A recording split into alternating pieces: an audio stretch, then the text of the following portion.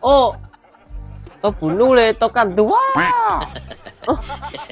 Nhưng mà xin tu ta bỏ chứ, nhưng tao tua lên tao cắn tua cho các biết lên.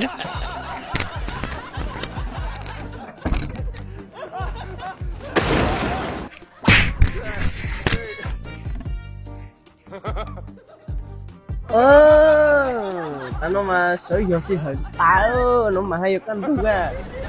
Trời mà cũng tu ta bỏ lên. Sao mà đỡ được? Bố mẹ cái dùng cái chú bạn tôi chơi là chú cho chú bạn tôi chơi nè chú cho tôi chơi tôi thì lại làm cái gì không biết Phải đi chứ hả? đó là con nhớ tôi chơi cũng mà chơi à Ở đây con mà chúng ta Sao mà đỡ được?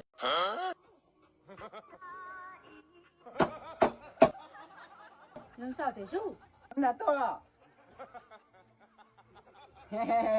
có xưa rồi À, tao tao.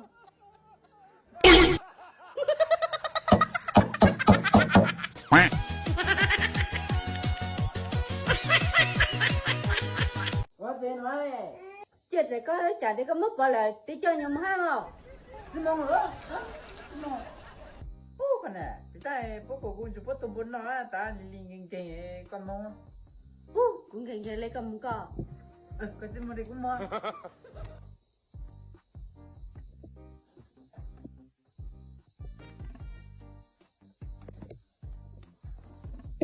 Đó.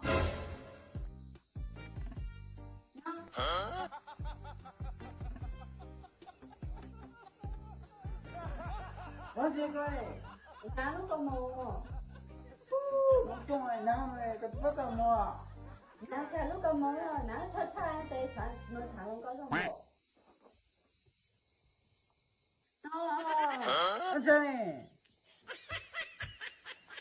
Bruh. chơi để lại nó gì Cho thịt lấy nó mời. Có hai ba ta con mồ con nhớ không mồ. Đưa lên một lần coi chơi chung này. Sao mất trùng đi chơi đấy. chiều Tao khá chứ tao. hết chơi này Nó. có tiền nói này Chết rồi có chả thấy có mất vào là tí cho nhau mà không? xin mong nữa xin mong Mà xe. what the hell Sao mà đỡ được? 把金子，个子拿来了没有对个？ dùng mông đi 我是谁？